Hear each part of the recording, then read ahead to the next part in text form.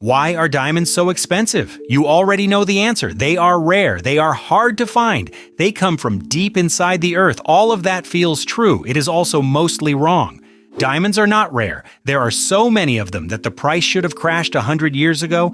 It did not, because one company hid the rest in a vault and told the whole world a story. By the end of this video, you will die a little less ignorant. Here is the version everybody believes. A diamond is a tiny miracle. It takes 1 billion years, huge heat, and huge pressure to make one, so of course it costs a fortune. And for a long time this was actually true. Before the 1870s, diamonds really were rare. They came from a few rivers in India and Brazil, in tiny amounts. Only kings and queens owned them. A diamond was a symbol of royalty because almost nobody else could ever get one, so the belief made sense. Rare thing, high price, simple. But then the world dug a very big hole and everything changed. In 1869, near a river in South Africa, someone found a diamond weighing 83 carats. They called it the Star of South Africa. It set off a rush. Thousands of people ran to dig, and they did not find a few diamonds. They found tons. South Africa was full of them. Suddenly, diamonds were not rare at all.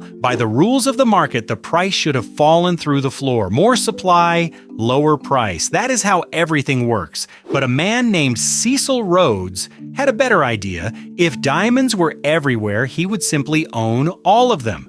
In 1888, Rhodes merged the biggest mines into one company. He called it De Beers. Instead of selling every diamond they dug up, De Beers did the opposite. They locked most of them away. They controlled how many reached the shops, keep the supply low on purpose, and the price stays high even when your warehouse is full.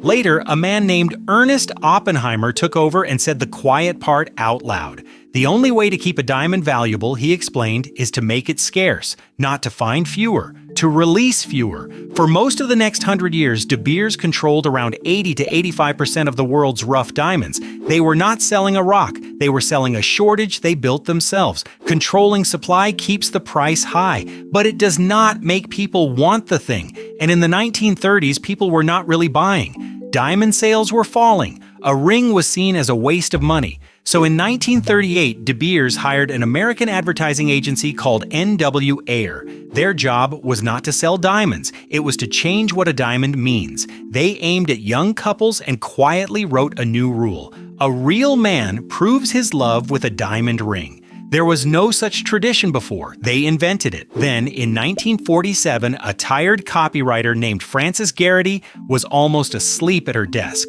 Before bed, she scribbled one last line for the campaign, 4 words, "A diamond is forever." That sentence did 2 magic things at once. Forever means love that never ends, so a diamond became the symbol of marriage.